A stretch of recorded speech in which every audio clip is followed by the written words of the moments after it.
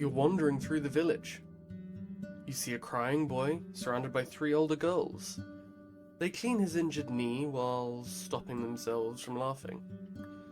A man is showing a teenage girl how to chop firewood with a bone axe. I go to the local priests. You head south of the dead tree in the main square. Before you get to the second thatched building, a large man stands up from a bench and gets in your way. He's close to 50, taller than most people you've seen in your life, broad-shouldered. His hair and short beard are brown, matching his elegant woolen robe. A thick club is attached to his right wrist with a leather strap. He left his sandals by a sitting spot. "Many want to speak with our guides and teachers." He speaks with a solemn, strong voice. "But you're now welcome here. Turn back, stranger." Can I know why? "You can." He swings his polished, heavy weapon. "You're from the outside and can never be trusted. The Boers and slaves the United Church would crush us if they had a chance.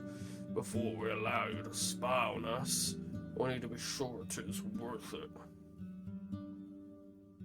"I'm your new Roadwarden. Are you sure that no soul here needs my assistance?" His harsh look softens. "We can handle ourselves. If that changes, Elpers will summon you." "So be it." I turn back. You're wandering through the village. You smell the pleasant aroma of ground herbs as well as freshly baked bread. A woman and a young boy are sitting on a bench as she shows him how to weave a basket. I head to Bion, the tailor. You follow the guard's directions and reach the whitewashed building standing on the western bank, next to a small garden of flowers and herbs.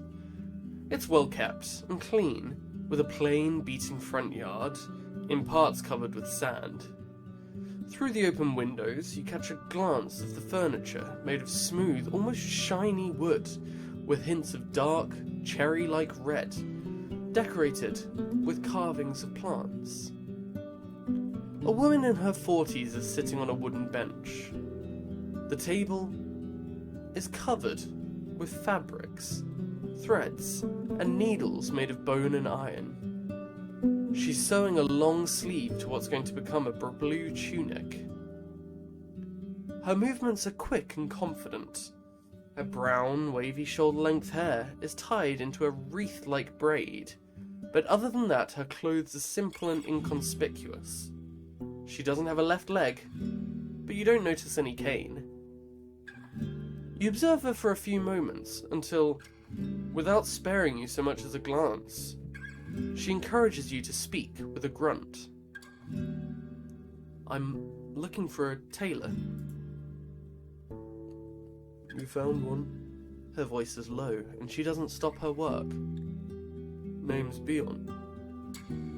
"Could you answer a couple of questions?" The boredom in her voice is palpable. "I'm near Bard."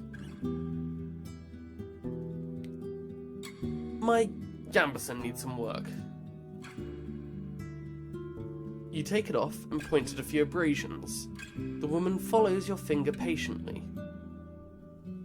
"I take from 2 to 5 dragon rings for fixing jackets, but you'll ne'er get anything more from this one.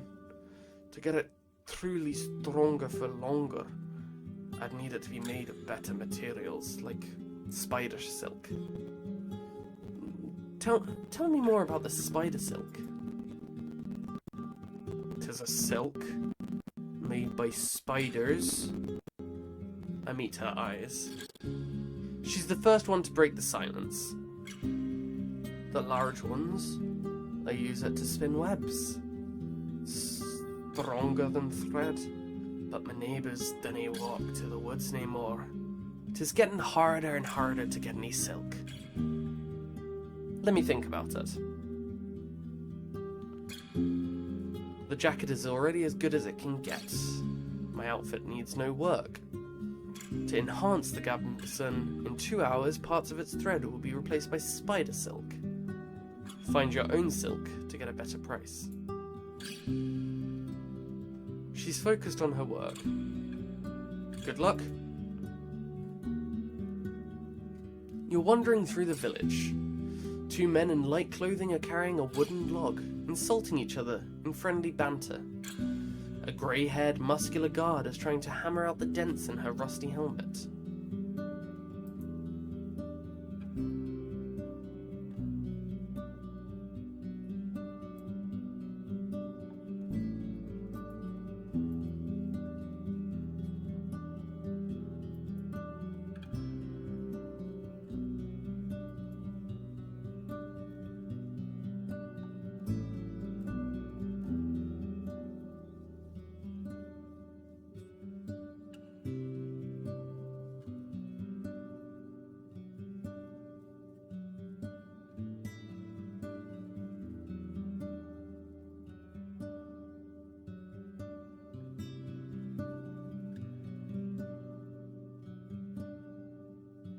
I go to the main square.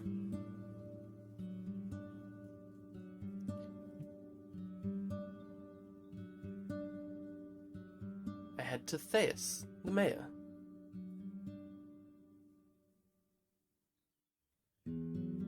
Theus turns towards you with a polite smile. How can I help you, Josh? Thank you for your time.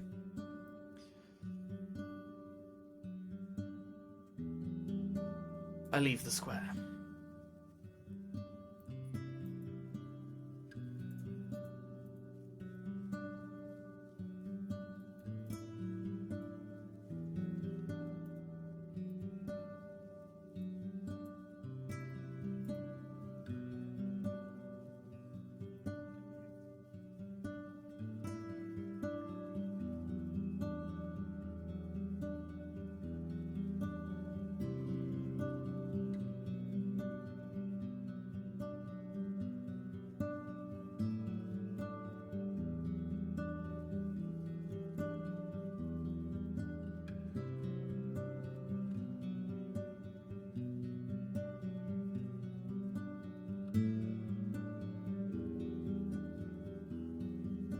Travel.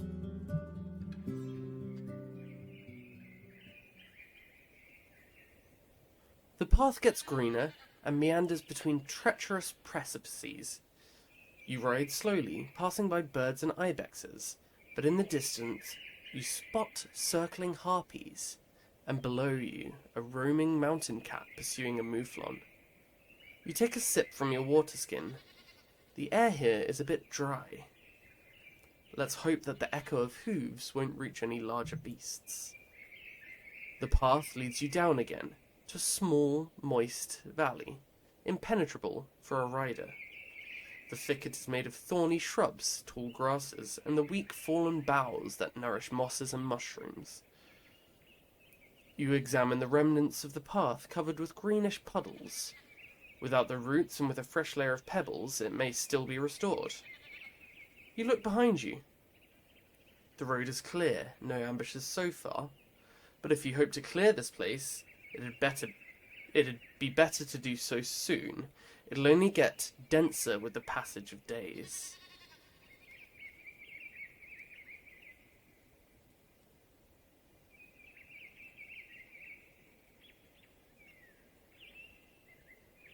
I'm not afraid of getting tired.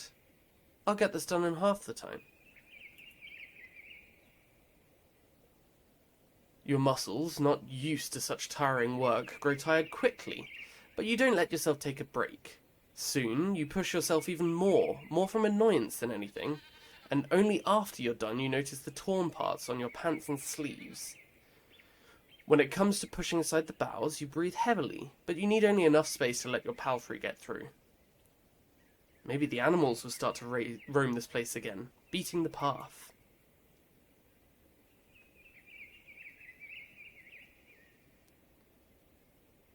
You reach a convenient mountain pass with crags smoothed out by centuries of rain and wind.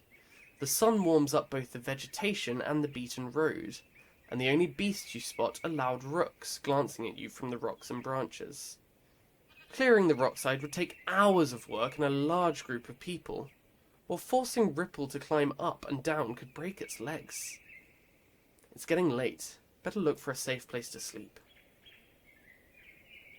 I dismount and look around. You climb up the rocks, having plenty of spots to rest your hands. Most of them won't even move an inch.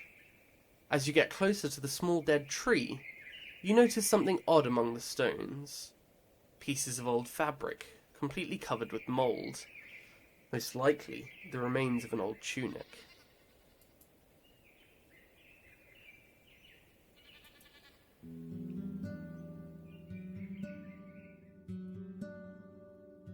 You ride through the open gate, then swiftly dismount.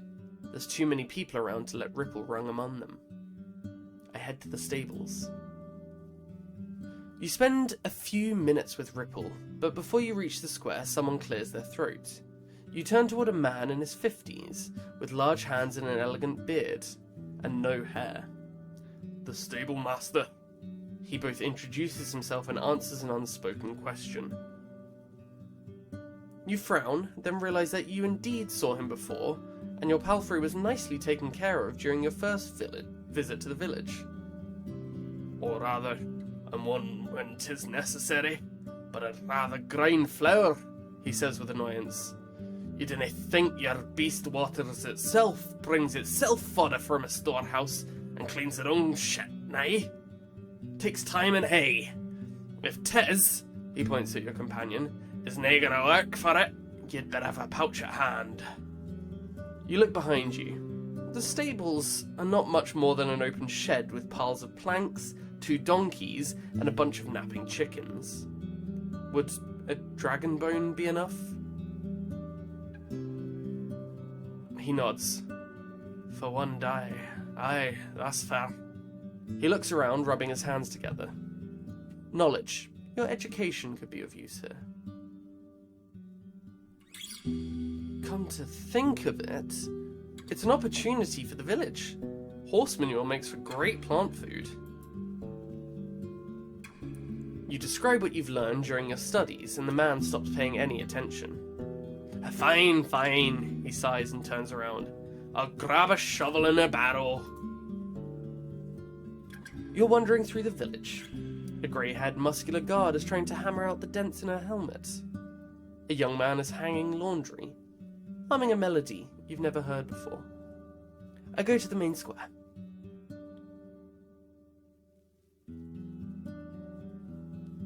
You approach the inn.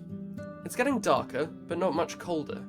More than a dozen locals are gathered at or by the tables, playing dice or other games, drinking, eating supper, or simply chatting.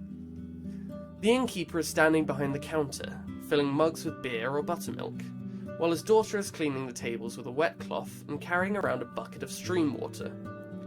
Theus is standing near the bank, giving commands to a group of armoured guards. The trader is packing his goods, though with no rush. He's talking with a man who's sewing sacks on a nearby stool.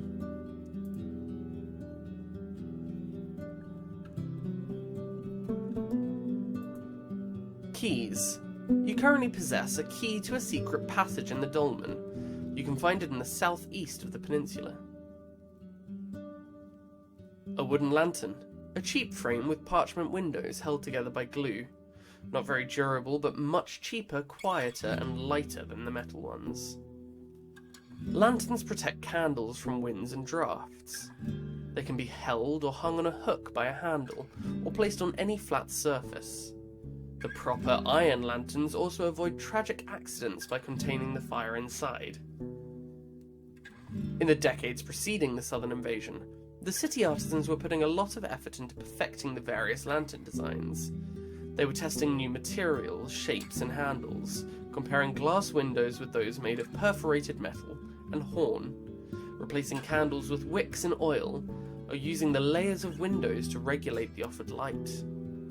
Ever since the supplies of iron and copper have thinned out, the more primitive types of lantern regained their lost popularity, even though some of them are quite a fire hazard. The lantern you own is made of wooden parchment, which makes it a terrible tool for a farmer, but should work just fine for a sneaky adventurer.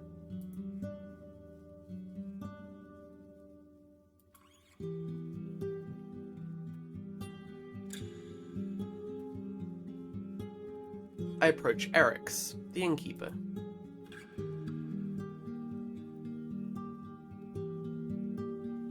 Eric's also approaches the counter, welcoming you with a wide smile. Thanks. Sleep. There's a lot of noise outside, and you can sense a heavy, unpleasant smell coming from the cauldron. At least the fur is fluffy, and you can cover yourself with a blanket.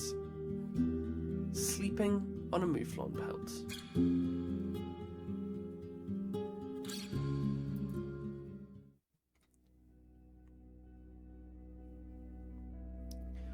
Your first sleep ends, but your usual 1-hour break is instantly disrupted by noise. You stand up, walk to the window, and see the reason for the commotion. A group of workers is just outside the inn, drinking and laughing. Eric's the innkeeper is also among them.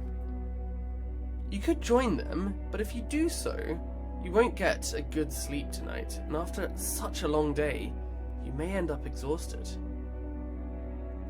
It's an opportunity to show that I'm not an outsider. I can sacrifice a bit of sleep.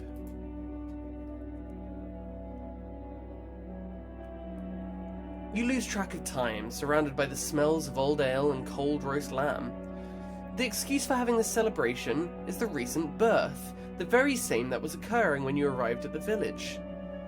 The young mother is exhausted and is the first one to leave, but more than 10 people stay, poking at her partner with kind-hearted jokes. "Use the best week, the next week the best you can," says one of them. "No sleep for you after that." You may be a stranger, but your presence is welcomed with joy. The small talk is just as engaging as you'd expect from people who have already slept for 3 to 4 hours today. But there's something pleasant about them sharing their parenthood stories and plans for the future. The humming of Howler's Creek and the lights in the dark make you feel as if you belong here, and that's a delightful illusion, especially in a group of strangers. At one point, you're asked about your own journeys, though you prefer to keep most of them to yourself. One of the hunters encourages you strongly to travel to creeks. They're a fun bunch, you see. They love to meet new people, but be ready to wake up with a spinning head. I'm one of the first people to get back to bed.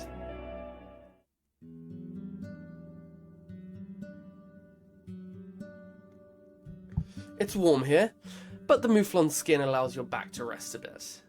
You wake up a couple of times during the night. The smell of cooked stew fuels your hunger, and the staff returns to the room once every hour or so to stir the pot.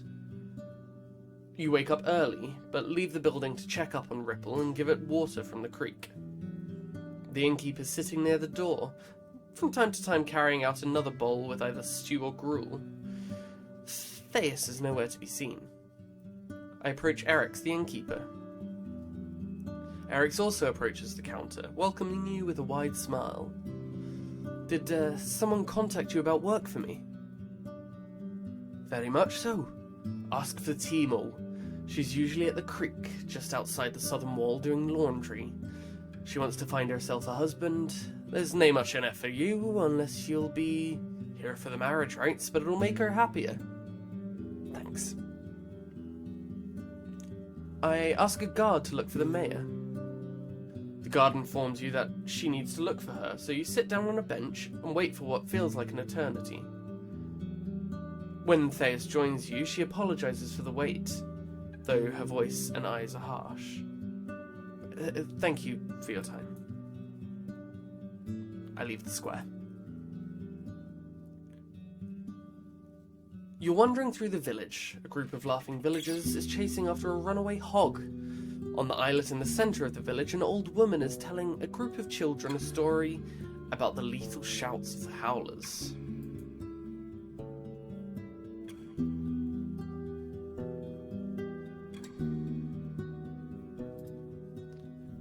I look for Timo, the washwoman. Before you reach the gate, you find 3 washwomen who are walking down the path, chatting loudly. The wet hair on their arms and legs shines, contrasting the mud on their feet. Some of them wear soaked shirts. All have their heads wrapped in kerchiefs. You know from the city how hard and sometimes dangerous their job can get. You glance over their laundry baskets filled with clothes, and buckets of urine. Once they notice you, one of them puts her things next to a fence and tells the others to go ahead without her. Her companions giggle but loyally leave the 2 of you alone. I was hoping to speak with a traveller.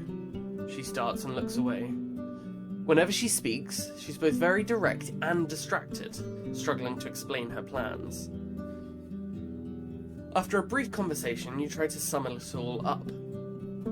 So, you seek a man who'd agree to take part in the marriage rites of your druids. She nods energetically, but then freezes. She's tanned from work, but her face is young and smooth, and since her hair is hidden, her bright hazel eyes keep drawing your attention. "Nay, just any man," she interrupts you angrily. "Someone who stays in the sun and works hard for us and our kids." You ask if she's any children already, and after another minute of her awkward explanations, you take a guess that she doesn't. You ask if it would make a difference for her to move to a different village. "We live good lives here, safe and plentiful. I'd rather stay, but I could leave with a safe convoy. See you soon." Travel. North. The road is beaten and free of litter. You notice paths between the fruit-bearing trees on your right, and soon after that, you ride along vast fields of broad beans, almost ready for the second harvest of the summer. Then, there are the green hemp plants, taller than you are, waiting for a scythe or a sickle. The locals keep beasts at a distance, I guess.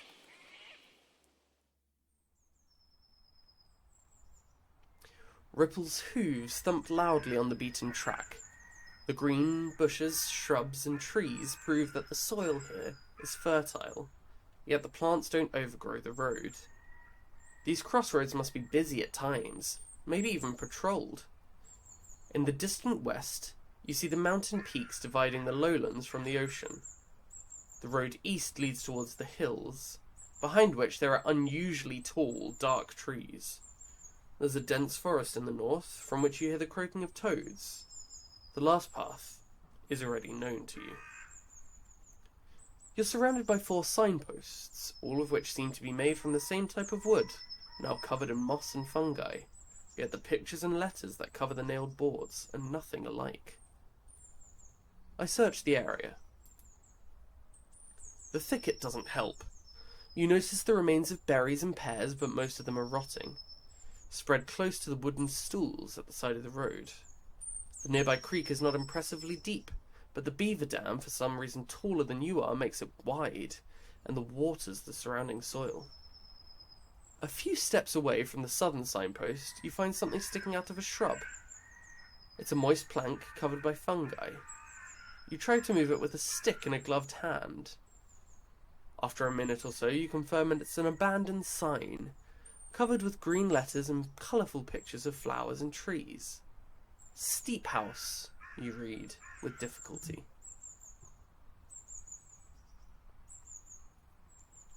I tried to find out where did the old sign used to be attached. The southern post is the only one with holes left by nails. I searched the area some more. After another few minutes disturbing the local fauna, you're sure there's nothing more here to be found. I take another look at the destroyed sign. It's covered with green letters that spell Steep House and colourful pictures of flowers and trees, now blending in with mould. As far as you can tell, it used to be attached to the southern post. I approach the western signpost. It has 2 planks attached to a single post, both of them nailed with rusty steel. The lower sign is divided in 2 halves. The left edge is engraved with 4 simple shapes, squares with roof-like lines hanging above them. The other edge bears 2 engraved piles, one of them made of horizontal rectangles, the other of inexact circles. The letters between these piles say stone. The upper plank is covered with a white word, monastery, though it's divided in half. Right below it is an engraved vertical rectangle with an hourglass inside it. I approach the eastern signpost. The long plank, attached with rusted iron nails, is almost empty. It bears no words, only a single picture, painted with great care. It portrays a city-like gate, with a watchtower to its left and right, and a couple of small conifers growing beside and partially behind the towers. I approach the southern signpost. It's covered with green, blue, and white paint that portray simple squares with roof-like lines hanging above them. Each square has a large letter inside it, and together they spell Howler's Dell. Both the pictures and letters are not too old. There are no other words or marks. The plank was attached with a set of wooden wedges. I approach the northern signpost. It's attached with nails made of pointy carved bones, and divided into 3 sections covered with small engravings. The part on the left has 3 large squares with roof-like lines hanging above them, no other pictures or words. The one in the middle has only 1 square, but also a simple horizontal symbol of a fish, and a short word beneath. It spells salt. The image on the right has 2 roofed squares, but also 2 other images which you recognize easily: a deer and a standing barrel.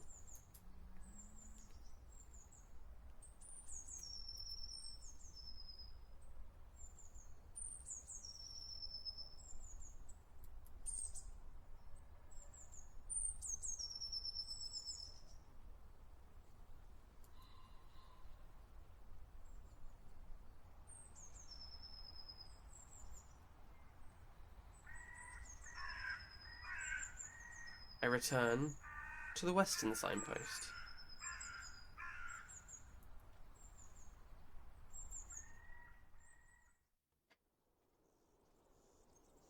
You cross a clean yet shallow yet wide creek that runs south, then follow the uphill path squeezed between the hills and the lush forest. You spend a good couple of minutes passing a haunting meadow, filled with dozens, maybe 100 cut-down trees, now overgrown with bushes and grass. You can't think of another time where you've seen such a clearing of such size. Seems dangerous. If this goes on, the animals will join forces to strike down whoever's responsible for this. Once the clearing ends and turns into a corridor of trees and hills, you stop your horse. There's a monster in the middle of the road, reaching out with its long arms to grab and devour fruits and leaves from tree crowns, chewing them without haste. It's standing on its hind legs and leaning on a thick tail. As there isn't much hair on its grey skin, you see its impressive muscles. The beast is 3 times the size of a human, and while each move it makes is slow, its long claws and the ease with which it breaks one of its branches makes you think that a single swing would be enough for it to pierce through your jacket, or just as likely that it would simply break your bones and send you into the air. Like most people, you know quite a bit about pebblers. Once they get used to an unfenced farm or a forest garden, getting rid of them can be a huge issue. There aren't many blades able to cut through their thick skin and bones, and a single mistake may put them into a furious charge, encouraging them to look for human dwellings which they can tear down in revenge. The beast doesn't give you as much as a glance, but also doesn't move away. The best you can hope for is that it's going to walk away on its own. Maybe tomorrow, maybe later. Facing it in a fight would end up badly. I return to the crossroads.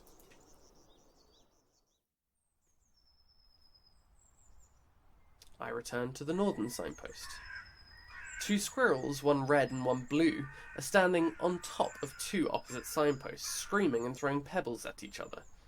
When you get closer, they climb down swiftly, then run toward a nearby tree.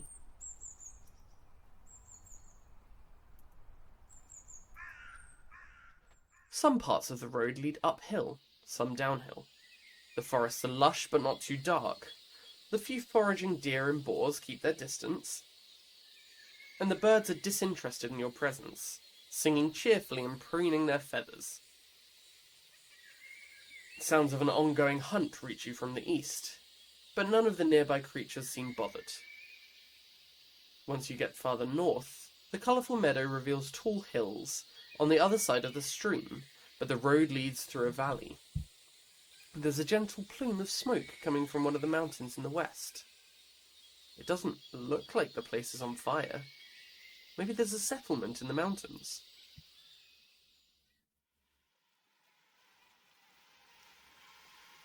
The road leads to a gentle creek filled with the buzzing of flies, mosquitoes, and gnats.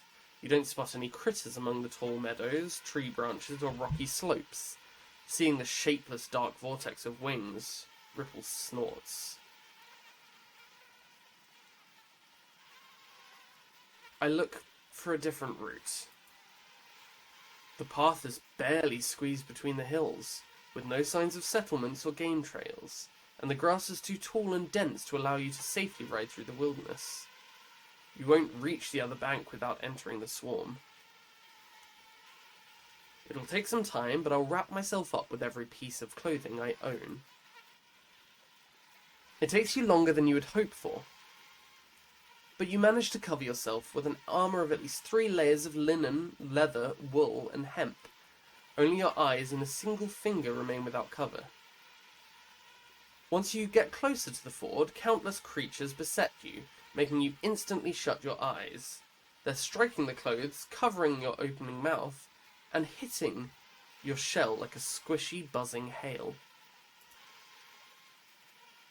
You ride forward blindly, trying to get out of here as fast as you can, but the insects stick with you for another few minutes. The red marks on your fingers start to burn slowly. Ripple swishes its tail angrily as it turns its head to its left, observing you with one reproachful eye, pinning its ears back. You look around to make sure nothing will try to jump on you, and once you decide you're safe, you take off the suit. Unless you find an easier way to protect yourself, the insects will keep slowing you down. At least I kept my blood.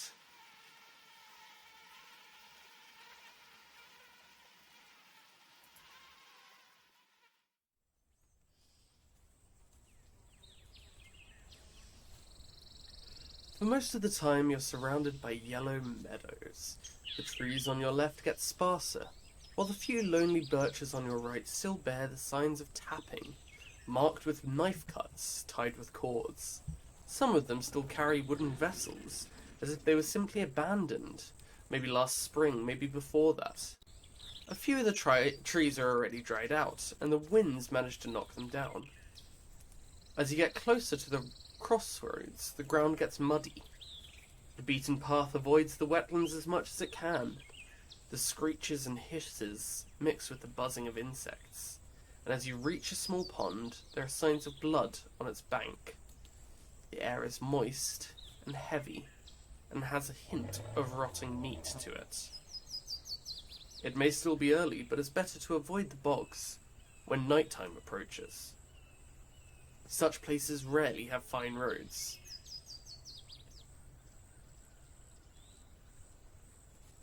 The trees and bushes are sparse here, growing from the barren grassland. Some of them bear late summer fruits. A group of wayfarers is spread around the broken signpost and the abandoned cart. They're skinny but healthy and are standing upright. They're wearing humble, dim gambesons on top of their hemp tunics and pants, all of them worn, in some cases undyed, while others are dark green or brown. 4 of these individuals wear cloaks and are armed with spears, bows, and stone maces. On their necks, wrists, and belts you spot small talismans, fangs, bones, wooden beads, leather straps. There's also the 5th figure, standing a bit in the back with lowered shoulders.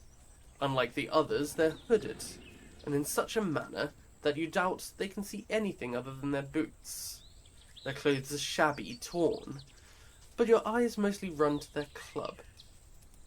A bough as long as its owner is tall, and as thick as a leg, resting with one end on the ground. You get closer, and the person raises the weapon with just one arm, but another traveller gestures for them to stop, and they do so right away, freezing in place. I stay in the saddle just in case. Bogs are darker than forests. The local creatures start their hunt up to an hour earlier. The man behind the gesture doesn't approach you, just nods. Safe travels, stranger. It may be time before the evenfall, but bogs aren't safe. Better keep moving, and you'll find an inn. You try to digest his thick accent. He's broad-shouldered with a large belly, but the scars on his face sculpt an image of someone who's earned their share of food with many skirmishes. He doesn't reach for his weapon, and pushes one of his companions closer to the cart. She kneels by an empty box and looks inside it. The man observes you with little curiosity.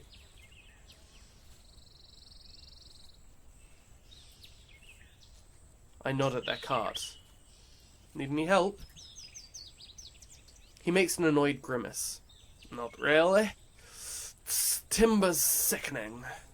Mouldy and wet. We're checking on the place, but seems 'tis a bad year for it. He looks at his companions, who simply shrug and spread to take a look at the cart, all but the one with the bow, who doesn't move an inch. I canna say I've time to loaf. If you have questions, ask, but be quick. Don't put us to sleep. Is this your cart? In a way. My neighbour's. You then hear one of the women proudly claiming that it belongs to her uncle, but the man doesn't allow you to dig into this topic. We used to carry wooden planks from here to the village, but eventually there's nothing to carry, and 'twas left for another day. It's trash now. What makes this place so special? He sighs. It used to be a forest garden. My great-grandparents started it to harvest various fruits and sap from birches. But those were other days and other roads. There's nothing value left, and no time or strong folks to take care of the land. You from around here? Very much so. And you're new to these roads. You know our home? Maybe. What do you think the name of this their village is?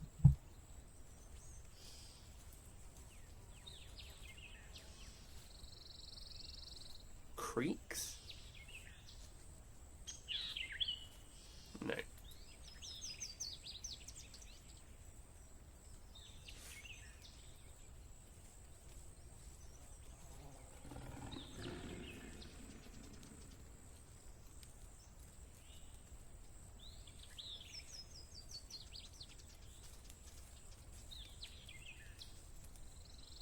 Gale Rocks?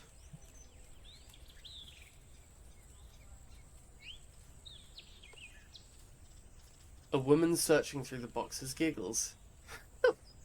Thankfully not, and not even close, she mutters. The scarred man nods in agreement. Far. We used to trade, but no longer. Let me think.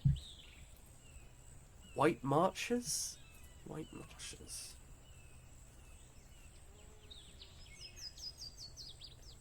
He straightens up. True! It's there! He looks at the crossroad leading east. I thought I'd forgotten, but you've a clean ear.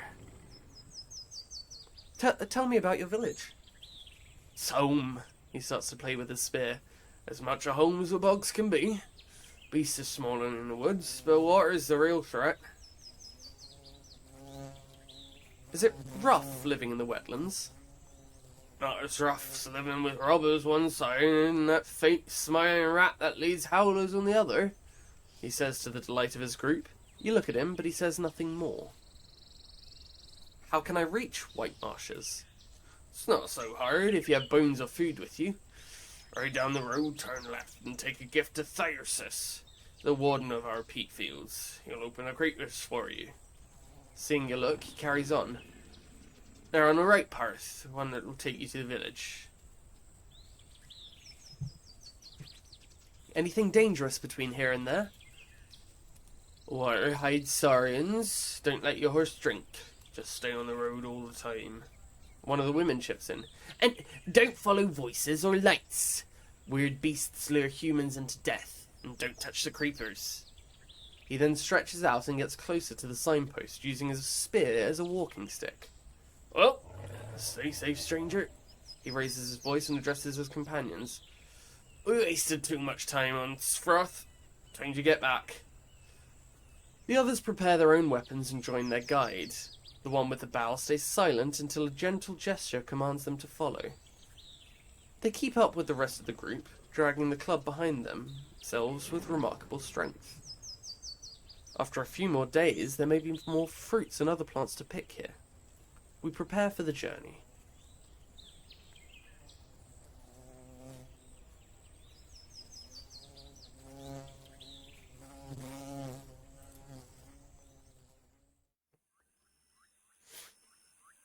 You're not used to the scents of the bogs, but you weren't expecting them to be so gentle.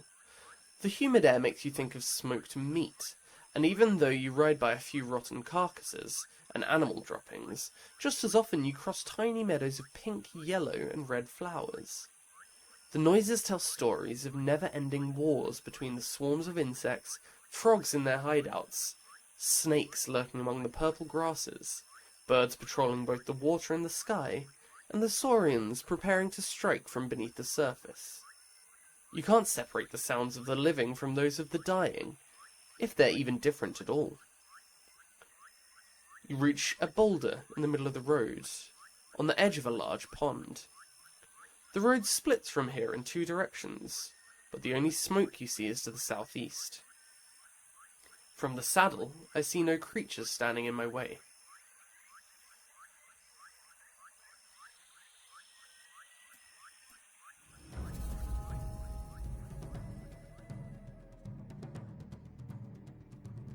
The road takes you to the edge of the woods.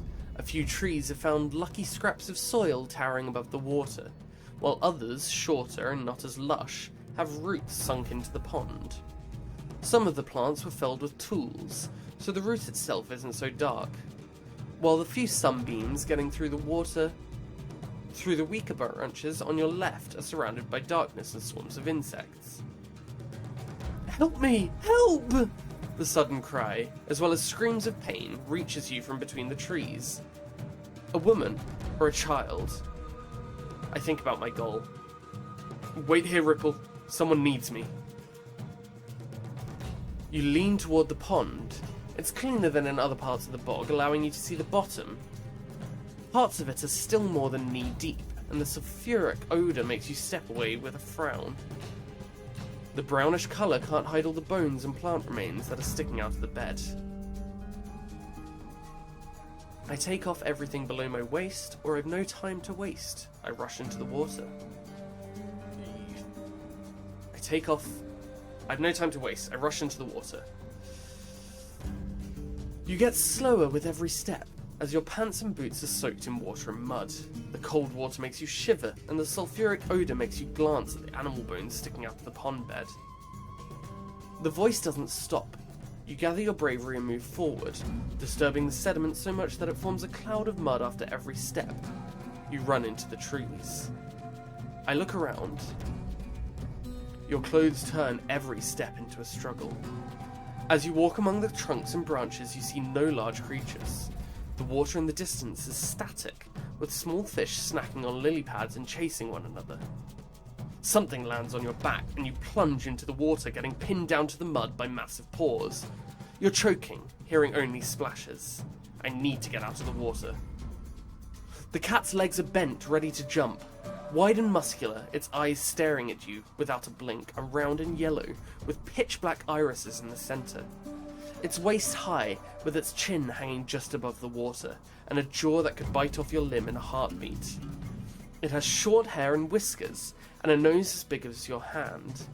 Even without the dirt, it's almost black, with glimpses of yellow that form a rose-like pattern on its sides and dots on its head. You can't see the creature's paws through the now clouded water. The cat lets out a growl, like a saw cutting a log. It's unscathed, confident.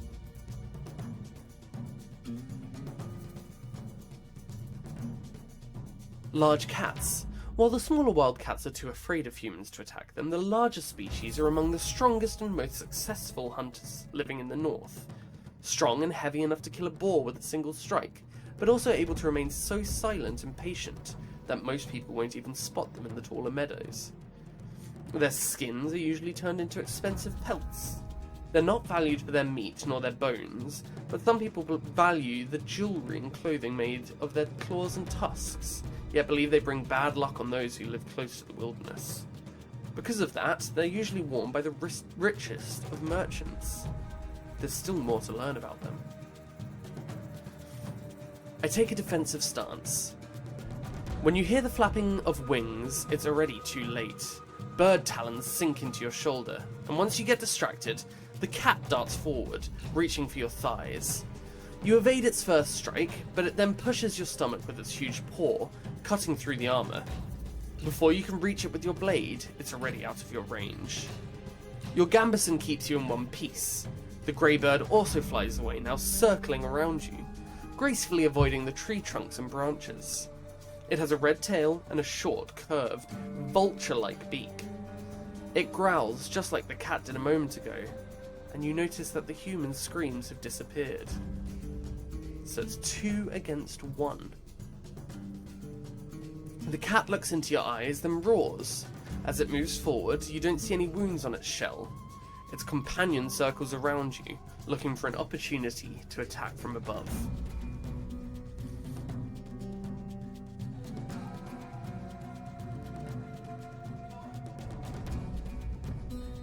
I try to stay safe, looking for an opportunity to make a precise strike. The bird distracts you by pecking at your hair, jacket and hands. You do your best to evade the cat's attack, then to strike it as it charges at you, but your attempt fails miserably. It manages to reach your stomach with its claws, slashing through your jacket. You're bleeding. Your gambeson was already in such bad shape that it made little difference. Struggling, I push it away with my axe, then prepare for the next clash.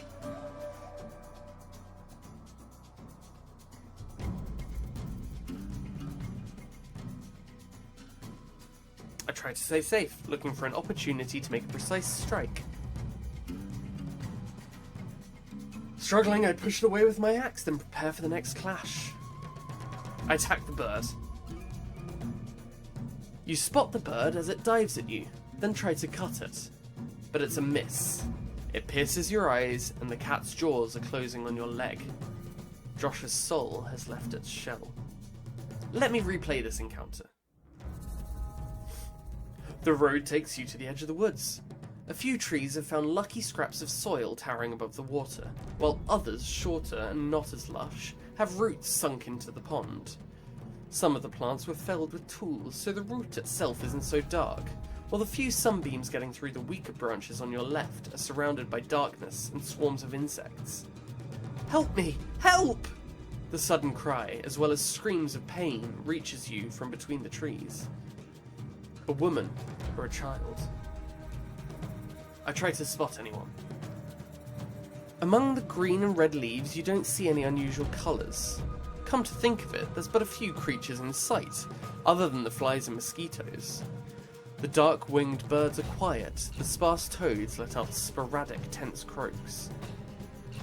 It may be a trap, and if it's not, I can't help them. Ripple seems to agree with your decision. It enters a trot, leading you further east. A minute passes, but you still hear the constant shouts, as if someone's getting whipped to their very bones. Dying here won't be helpful to anyone.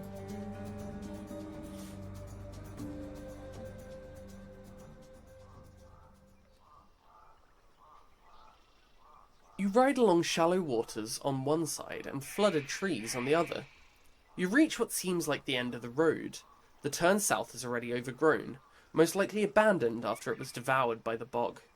But as you look north, you see a wide clearing that, with time, has become a meadow, and a lonely hut at the end of an often travelled path. At first you ride down slightly, following the twisted trail. There's plenty of puddles around, as well as brown, grey and purple grasses, but all of them are too short for any lurking predators, and the few foxes you see far away don't pay you any attention. You pass by the fresh tracks of heavy-hooved beasts, but spot no wild game in sight. Your ears can't free themselves from the birds, rodents and dragonflies. We need to ride carefully. If Ripple's leg sinks into the mud, it may get broken. The farther north you ride, the shorter the grass gets. These vast peat fields, broader than 2 or 3 villages placed side by side, are many years old. The turf bricks surrounding the solitary hut are still fresh, drying in the late summer light. The scent of this area is like that of no bog you've ever encountered. Instead of a sublime aroma of healthy soil, it's intense, sulphury, leaving an almost sour taste on your tongue. The short scarp is dripping with water, like a running saw of the earth carved with spade and muscle.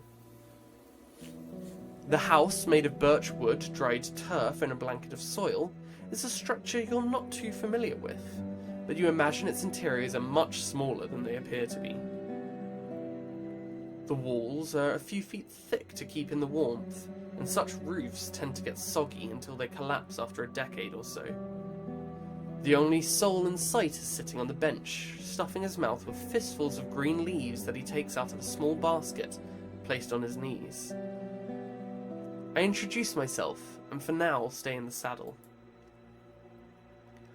Still chewing, he mutters something in response, then shakes his hairy head, swallows and puts the basket away. He stands up and takes a single step forward, approaching the edge of the scarp. His arms are entangled by green creepers, longer than he is tall. They rub against the ground after each step, and judging by the way they occasionally twitch, they're very much alive, even though you can't see where they originate from. Josh, the Roadwarden. He repeats, this time clearly. He moves his sealed lips left and right, as if he's tasting your name, still not sure if he should swallow it or spit it out. Your face is familiar, but not this. He points at your mount, staring at it for a good minute. His voice is quiet and young, not older than 30. If you were standing next to each other, he would be almost a head shorter than you, but for now he towers over you. He has sunken cheeks and sloped shoulders, and while his grey woolen robe was never pretty, it's now close to being a rag, and his sandals reveal long toenails. I observe him more closely. His eyes are as brown and dark as the grasses of this very bog. His left earring is made of a tusk and a feather, while the right one is an hourglass made of silver, though a broken wing makes it at all times tilted under its own weight.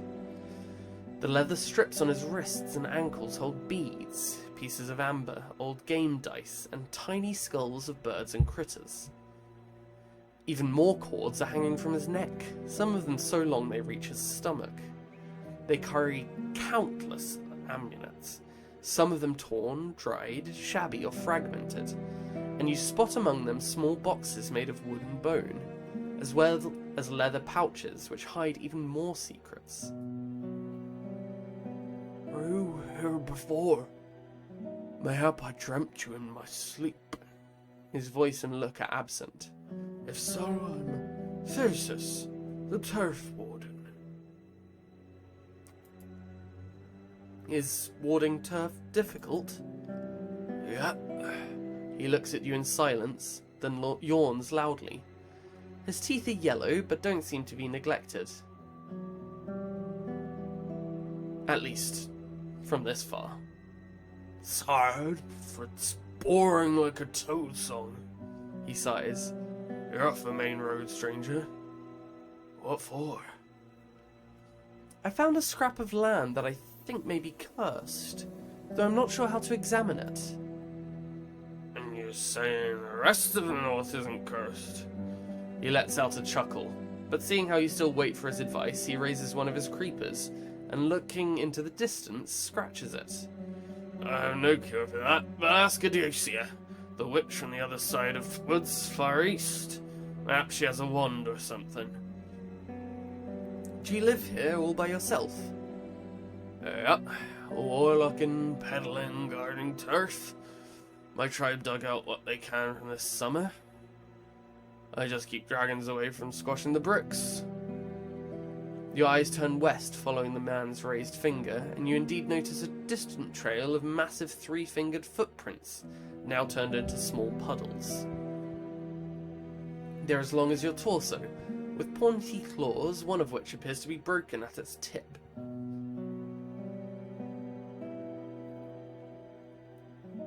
Is this the way to White Marshes?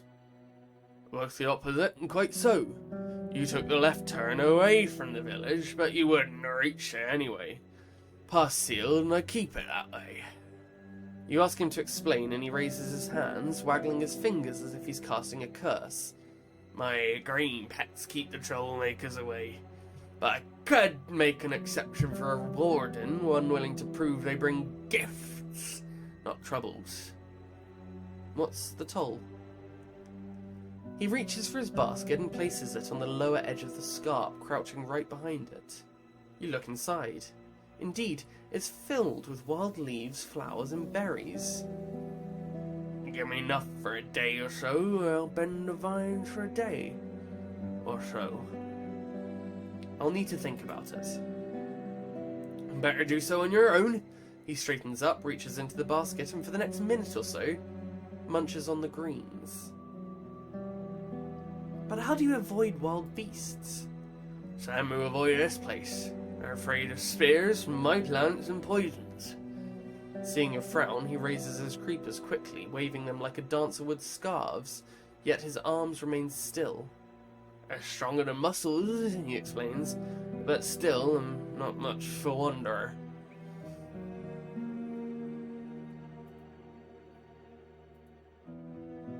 Eat a food ration to increase your nourishment by 2.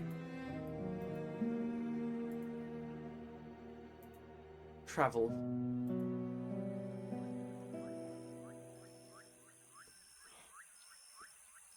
The leafless plants resemble tree roots rather than creepers, even though they're dark and green and sway from side to side slightly. Ripples stops without a command, unwilling to approach the nightmarish gate.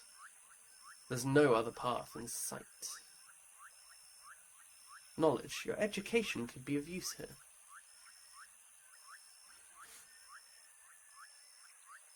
I recognize the mushroom growing behind the creepers. Once they're gone, I can pick it, but only in the middle of the day.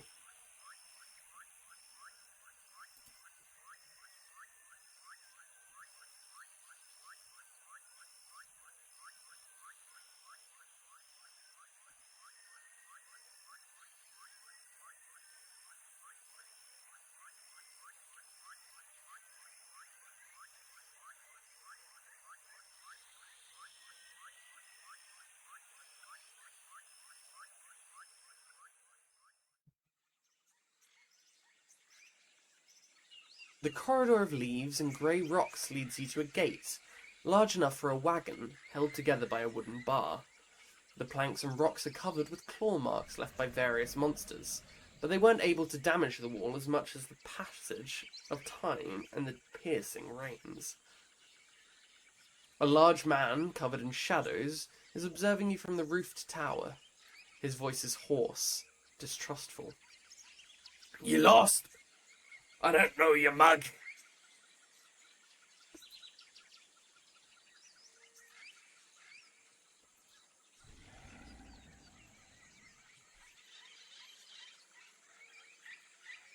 I'm Josh, the new Roadwarden.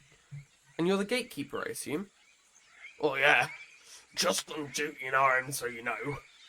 He lifts a loaded crossbow and sticks it out of the shadows. Well, I'm no enemy of you. He leaves the tower. He's wearing a black gambeson, so ragged it can't be fastened anymore. He tells a story of claws, thorns, and improvised repairs. The hole in the man's hemp pants reveals a scraped knee. It's hard to tell his age through his exhausted, sleepy eyes, and a short, unkempt beard, and a bandage horizontally covering his ears and the spot that used to be his nose.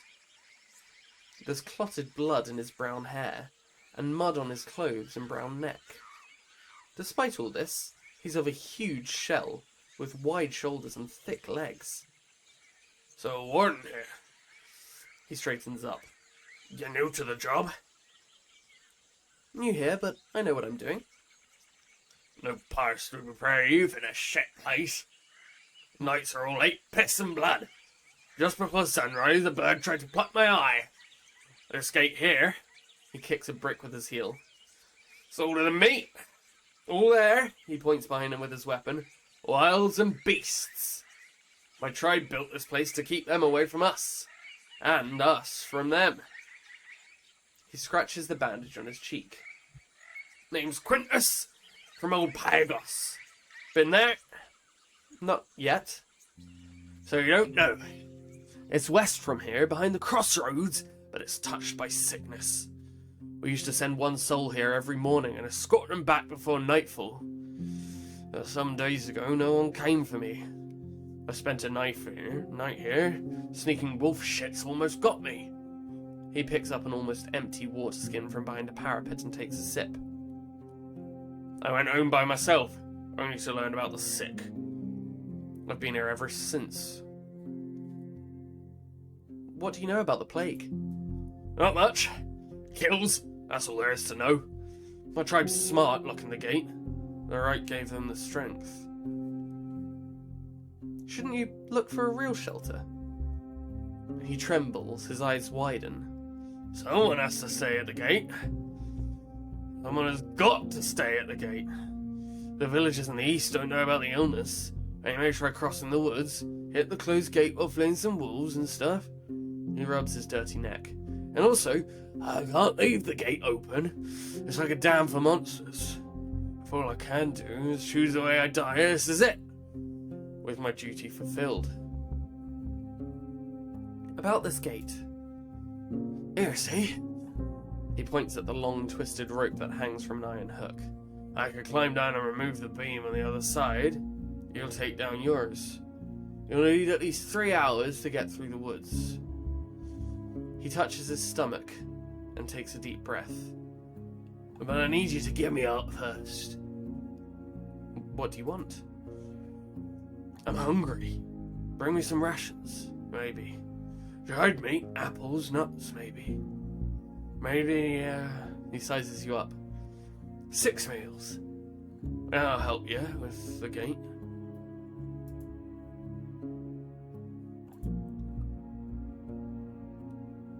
Don't you have time to hunt? The time? Well, I've got to stay near the gate. I can't keep people waiting while I track deer. And if I die, there'll be no keeper left.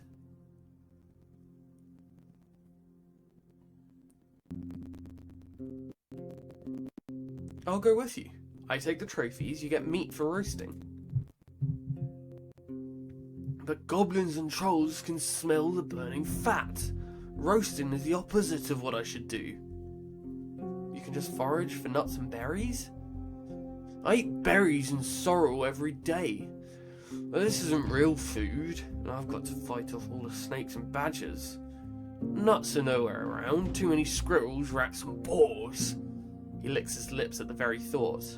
I found some acorns, but I've never roasted them before. They make me sick. Shoot some birds with your crossbow? Surely they land on this wall. I'm not much of a shot, really. He scratches his right arm. I'd rather save my arrows.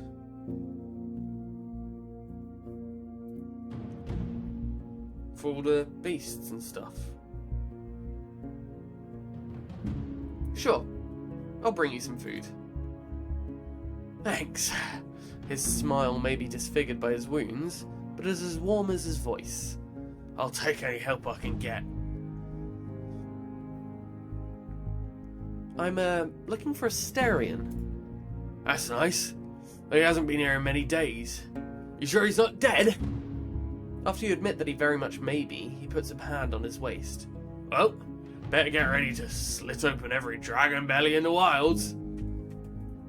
Did he often travel through the woods? Sure! Though on a different mount, he had a saurian, 4 ibexes long, 2 ibexes tall. It moves on 4 legs and jumps high and far. It's dark green like rotting leaves. That one time I was taking a piss in the shrubs, and a Asterion made the beast run up the rock face and it jumped on that. He points at the hill. And like that, they ran above the wall and landed on the other side just like that. He snaps his fingers, his voice and his eyes gain new vigour. You say the saurian was large and green. I mean, not everywhere. He points at his eyebrows. He has red scales here and on the tail and shoulders, I think. Don't know what to call it. You ask him for a bit about Asterion, but he has little to add. There used to be 6 of us, keepers. I saw him every now and then, but not that often. What can you tell me about the road behind the gate? Oh, not much. His chuckle turns into a cough. It leads through lowlands, mostly woods and some ponds. It's dark and lethal. He mentions tales of ghosts, dragons, fogs and blood mages, but whenever you ask about any creature in particular, his response is vague and brief. Tribes abandoned this path. Ever since the war, the trade has been slow. People refuse to patrol it. The plants are getting taller, but for at least a few more seasons, it's still a shortcut. It's good that you have a mount. If Old chases you, you always stay close to the paths and ride as fast as you can. What's it like to live in Old Pagos? He opens his mouth, giving you a puzzled look, then lets out a weak chuckle. What am I to say? We got rocks, he taps the wall, and make houses, bowls, tools. We sell them too. We grow oats and broad beans, ibexes give us wool, and skins for monks. What do you call it, the one you wrote on? He moves on when you mention parchment. Yeah. It's a good place, beautiful old hill. That's what Pagos means, old hill. When you bring up the monastery, his eyes get brighter. Good people. They came here on a mission, teaching us Wright's book. My grandparents were pagans, you know, but now we follow the river of truth. We keep to ourselves, but help others when they need us. I've heard about some bandits. Were they bothering you? He scratches the bandage on his cheek. I only know there's one band somewhere, but not around. I never saw them. Why are you afraid of Glaucia? He straightens up and gives you a long look. I don't know who you're talking about. If no one uses this road, why are you here? He scowls at you. Not no one. It's where people hunt monsters, and every few days I have to open it for reasons. You could at least spend the night time in one of the villages. He adjusts his jacket by shaking his shoulders and making the buckles jingle. I'm not a beggar, and the villages in the north won't help me for more than a day or two. I've got no dragon bones, just this little ibex. He pats his crossbow. Old Pagos is by itself. We don't look for kind folks. He thinks for a moment. I'll just wait. I'll get back home once the plague's done. Or before winter. You understand, I'm sure. Wardens are souls of duty.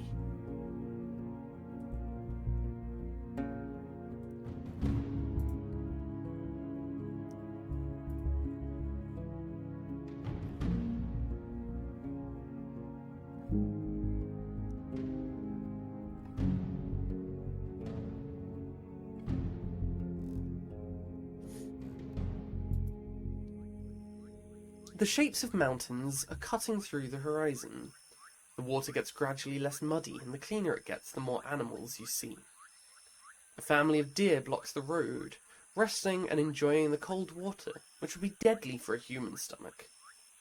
You consider riding around them through the sparse meadow, but your presence also causes them disquiet. Without much haste, they regroup and run east into the leafy forest. I travel forward.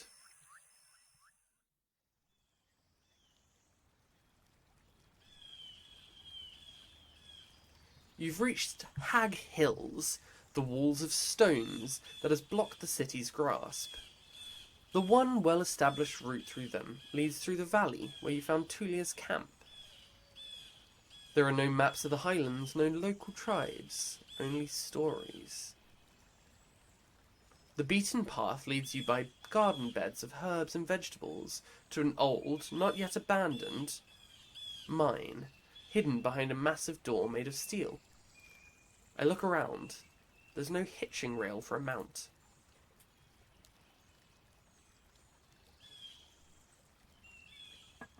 A bearded, skinny elder sits still on a bench, observing you like a sculpture, with his legs crossed and fingers interlocked on his abdomen.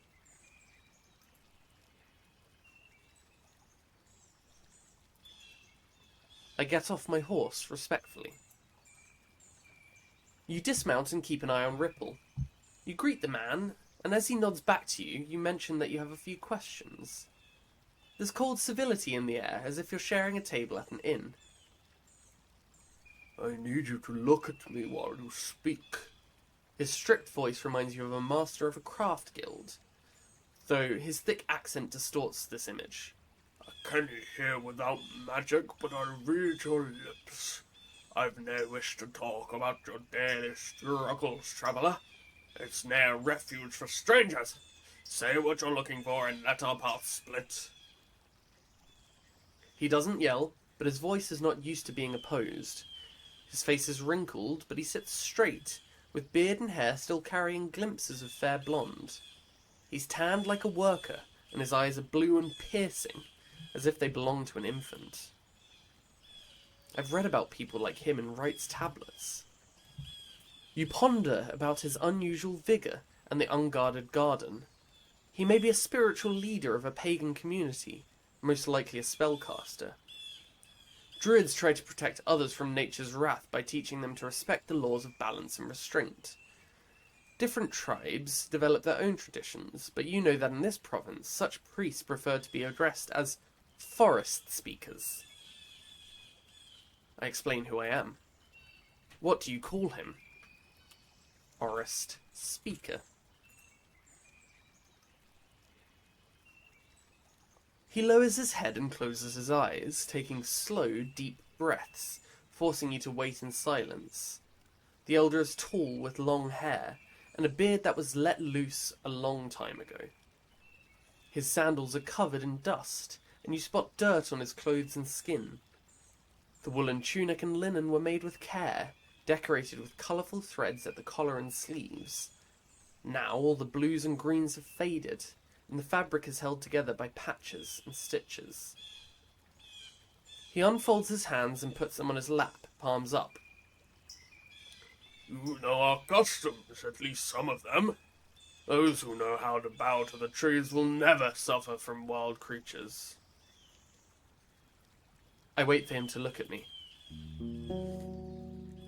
A man stands up and approaches Your palfrey. The man stands up and approaches your palfrey. Without touching it, he observes its eyes, mane, stomach, and rear. Ripple ignores the examination. My nose was right in. Astarion is dead, as are his plans. Such is the fate of all dreamers. He turns towards you with a grim look. Are you going to look for him? You nod. Why? If he's vanished into the fogs, there's no point in putting yourself in danger. What do you expect to find?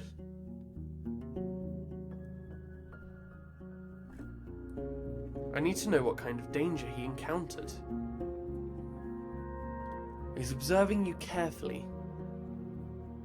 Do you plan to get rid of this danger? Or maybe learn from Astarion's mistakes? Or are you still thinking about leaving this land for good? He starts to chuckle. Only the right questions will bring you the answers. With lively steps, he heads toward the spring. He washes his hands, once again forcing you to wait. Old people need time to gather their thoughts. His voice is warm. So how can I help you?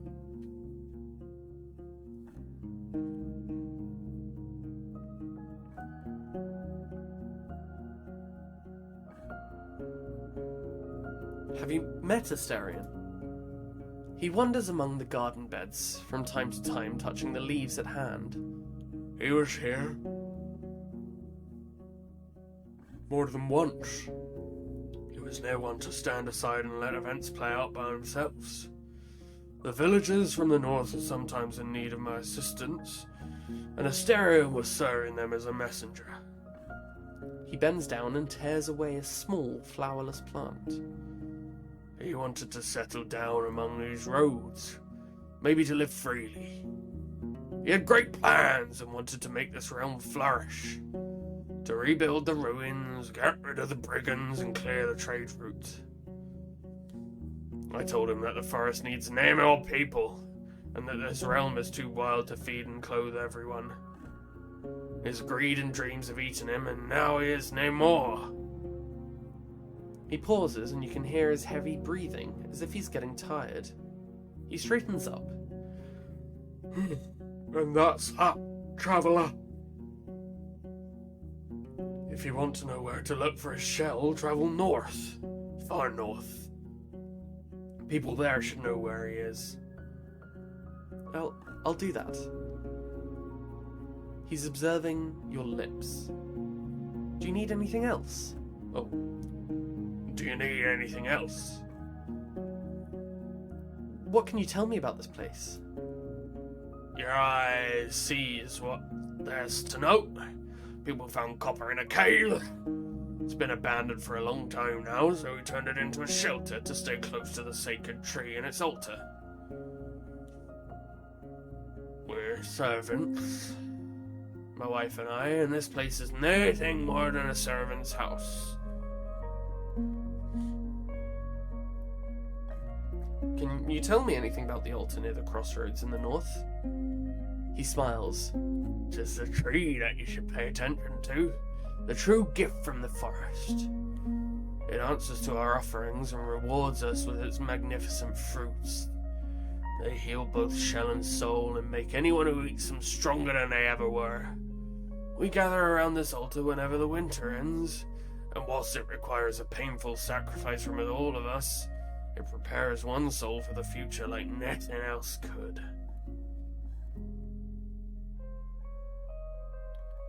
What can you tell me about the peninsula? I can't. I've lived here for almost a century. Travelled both by the paths and through the wilderness. His voice becomes stronger and makes you think of a bard. But I will never be your guide or teacher. And if there's anything I can wish for, it's that you'll stay away from the woods.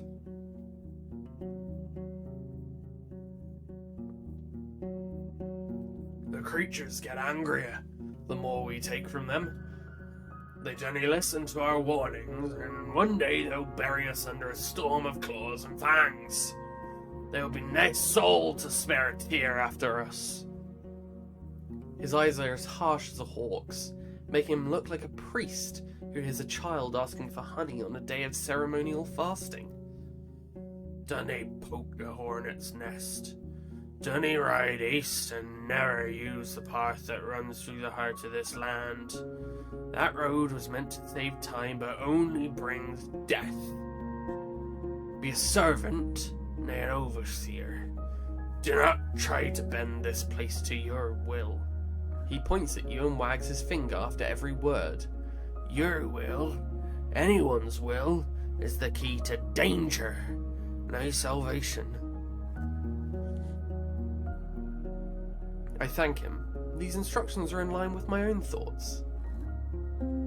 He's observing your lips. Do you need anything else? I've heard about some bandits. Were they bothering you? He strokes his beard, but then grasps it nervously. They're souls who steal from White Marshes, a village in the north. They would no dare show up here, but those brigands are brutes, simpletons. Even their leader, Glaucia, listens only to force, and will humiliate for the enjoyment of her band. She'll no be afraid of some lost Roadwarden. He lets go of his beard and lowers his head. She's drifted so far away from her old self. A kind, bright girl from Gale Rocks, loved by her parents. But now, dinna cross her, or she'll find you. And what can you tell me about the Druids? He strokes his beard gently.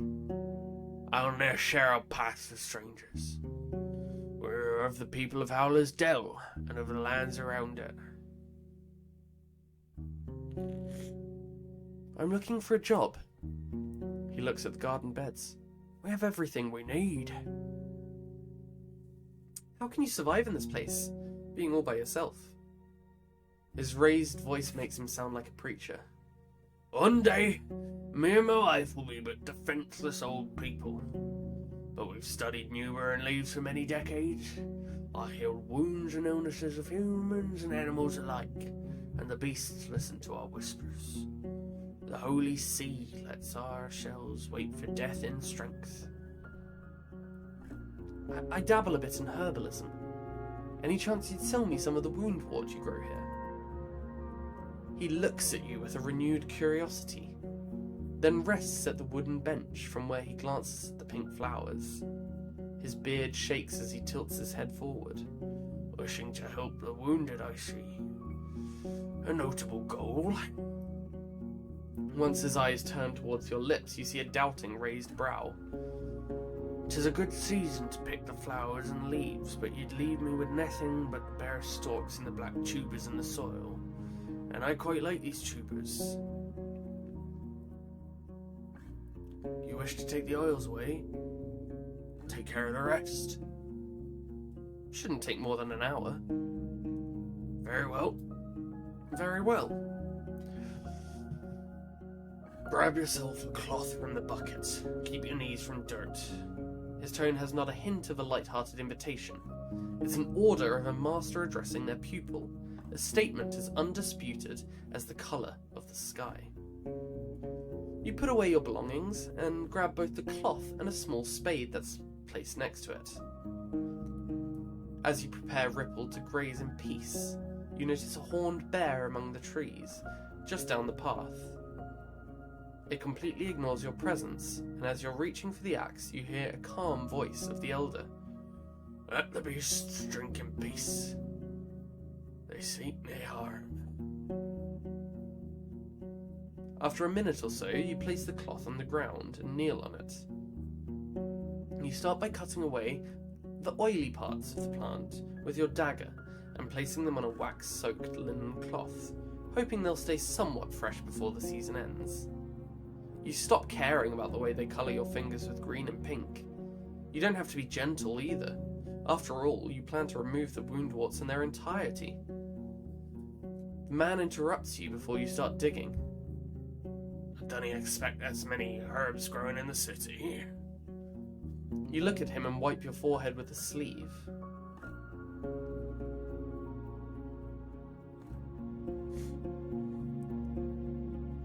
I shrug. I wasn't born in Hovla then. He nods. I figure as much. You stab the soil with the spade, getting to all the black rhizomes and roots you can find. The man tells you to leave the garden bed as it is so you can add some animal dung to it. You've gathered a small pile of yellowish worm-like tubers, still covered in dirt, not much longer than a finger and disturbingly twisted. You gesture at the results of your work, but the man frowns and looks towards the pond. You forgot to wash them, herbalist. Fine. You get closer to the tiny waterfall. You stand across it and let the cool water do your job for you, in the meantime washing your hands. A refreshing touch tempts you to take a sip as well. Finally, you put the tubers on the bench, and the old man, without a comment, grabs one of them and puts it in his mouth, chewing with a hint of a smile. Your mount just woke up from its short nap. I'm looking for a job. I believe your goodwill, and I'm in need of your help. He gestures for you to follow him to the pond. 'Tisn't a dangerous task, but one that I canna complete by myself, and my spells are near enough to ask animals to fetch for me. He speaks very slowly. At the northern coast, you'll find Gale Rocks, a village of fishers. One of them is in my debt, and I want you to collect what's mine. You want to ask him about this debt, but he doesn't look at you. He points at a shiny large fish with orange and golden scales that's swimming just nearby. This gorgeous creature is an empress carp, one of the few animals that thrive both in the seas and the lakes. I wait for him to look at me. You don't know where the man found the large worm that he now drops in the water, feeding his pet. Go to that place and find Photios. He's a young father, an ocean folk with scores on his neck, which he'll now hide. Ask for a male empress carp, but beware, I need it alive so I can mate it with the one I have. He stands up and approaches you. I dunna sleep on dragon bones, but there's no more in my blood. I'll use some of it to heal your wounds, and no more than once. That's fair. I agree. I'm glad. The empress carp we have keeps our water clean of leeches, at least as much as it can. One more would help us greatly. Can I enter the cavern? I need a place to rest. Why would I allow a stranger to do such a thing? There.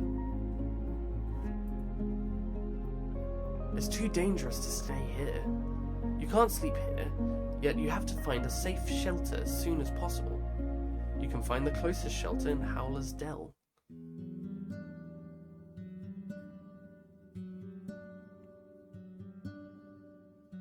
You ride through the open gate, then swiftly dismount. Some of the locals greet you politely, but they keep their distance. After you notice your own smell and the dirt on your clothes, you no longer wonder why.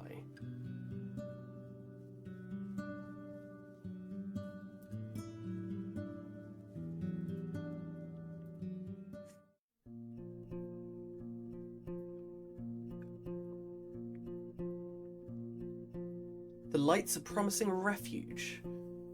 The guards have bows and spears in their hands, and some rush to the gate, only to close it again right after you ride inside. Bored with life, Roadwarden, one of them grumbles. Ain't you noticed it's almost dark? I get off my horse and enter the inn. All windows but one are closed, and one of the guards is looking outside nervously. The innkeeper uses a broom to remove the spiderwebs from the corners of the hall. Any leftovers? Not today, no. Maybe tomorrow. Do I have anything you'd like to buy? You pull out some items, but the innkeeper shakes his head. I don't need those, nor could I sell them to anyone. I'd rather make coins than waste them, so bring me something of value. I pack my things. That's all I need. I go outside. You step outside. Ripple's looking around. At this hour, the armourer's workshop is closed. I go to the well. The recently renovated wooden roof covers the well from rain and birds. One of the guards is enjoying the cold drink he drew with a bucket and tells you to only use as much water as is necessary. The oak ash soap you own can help you get cleaner. I wash my shell. I enter the inn. Sleep.